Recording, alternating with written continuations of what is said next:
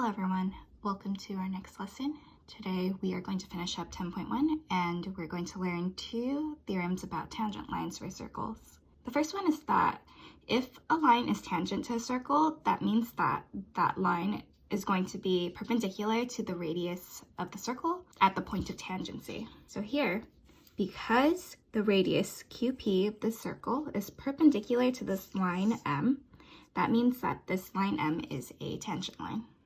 The external tangent congruence theorem tells us that if we have two tangent segments that come from a common external point, they will be congruent. So here, because SR and ST are tangent segments that both come from this point S, SR and ST are going to be congruent. We're going to use these two theorems to finish up 3 examples.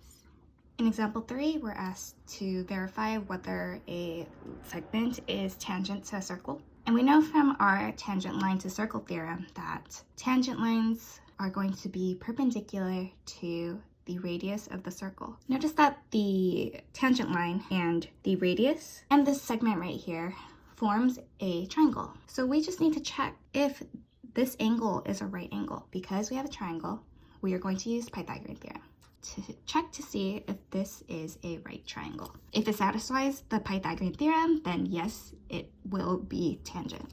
So we want to check if a squared plus b squared is equal to c squared. So let's use our calculator. After I square the values, I get 1369 is equal to 1369. So because these two values are equal to each other, that means that the Pythagorean theorem is satisfied. That angle T is a right angle. And because a right angle is formed, these two segments, ST and TP, are perpendicular, so ST is a tangent. Let's move on to example 4.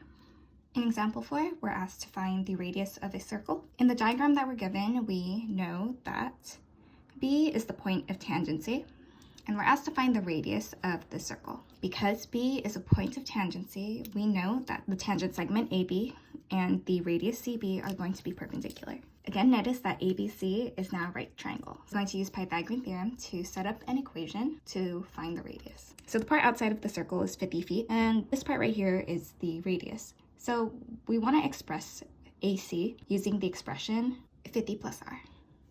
Now with that, let's use the Pythagorean theorem. Now I'm going to simplify.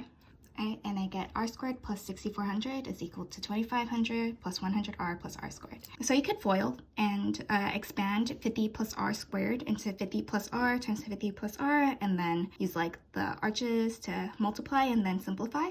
But for me, I remembered the pattern because this is a square of a sum. So you can use either way that you're comfortable with. Afterwards, I'm going to simplify. I noticed that there's a positive r squared on both sides of the equation, so they're actually going to get canceled out. And now what's left over is 6400 is equal to 2500 plus 100r, so we just need to bring all the constants to one side and then get RLN. I get 3900 is equal to 100r, divide by 100, and you get r is equal to 39. I'll let you guys try B, and let's move on to our last example for today.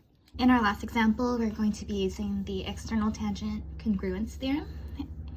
And that tells us that if tangent segments come from a common external point, or so a point outside the circle, then they are going to be congruent. For 5a, we know that RS is tangent to the circle C at S, and RT is tangent to circle C at T. We're going to find the value of x. So because RS and RT are both tangent lines that come from point R, that means that RS and RT are congruent. That means that their lengths are going to be equal, and then we just have to solve for x.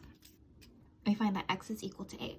I'll just try B and C, and that's it for our lesson for today. Let me know if you have any questions. I hope you have a wonderful day, and take care.